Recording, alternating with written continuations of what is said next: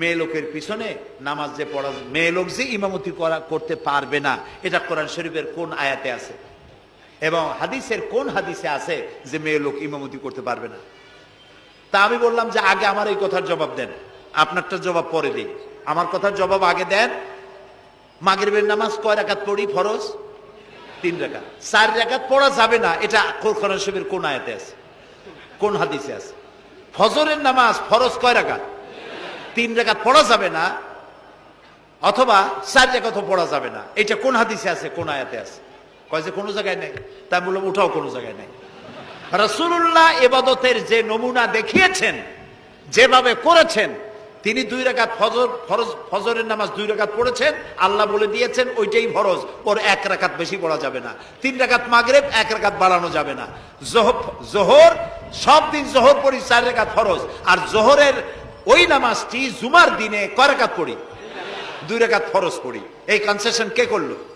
না, আল্লাহ করেননি। এই কনসেশন করেছেন মুহাম্মদ রাসূলুল্লাহ সাল্লাল্লাহু আলাইহি ওয়াসাল্লাম।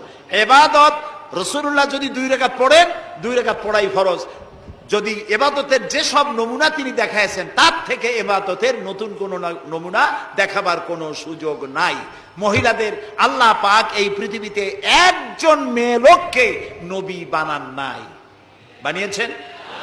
যদি মহিলাদের ইমামতি জায়েজ থাকবে, তাহলে নবী করিম সাল্লাল্লাহু আলাইহি সাল্লামের জামানায় না হোক, অন্তত তার ইন্তেকালের পরে তার স্ত্রী আমাদের মা হযরত আয়েশা সিদ্দিকা রাদিয়াল্লাহু তাআলা আনহা এবং খাতুনে জান্নাত হযরত ফাতেমা রাদিয়াল্লাহু তাআলা আনহা মসজিদে নববীতে অন্তত একদিনের জন্য হলেও জুমার নামাজের ইমামতি করার চান্স পেতেন। সুতরাং ইসলামে নাই, ইতিহাসে নাই। এগুলি হচ্ছে ইসলামের বিরুদ্ধে পরিচালিত যত ষড়যন্ত্র বর্তমান যুগে শুরু হয়েছে, এটাও তার আরেকটি ষড়যন্ত্র ইসলামের বিরুদ্ধে।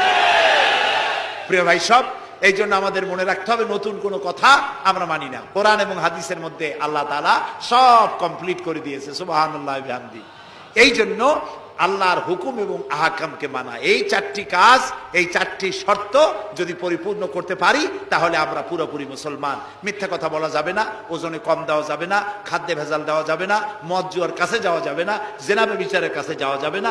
সকল ব্যাপারে আমাদেরকে ঐক্যবদ্ধ থাকতে হবে ইসলামের উপরে। আমরা বলি আলহামদুলিল্লাহ।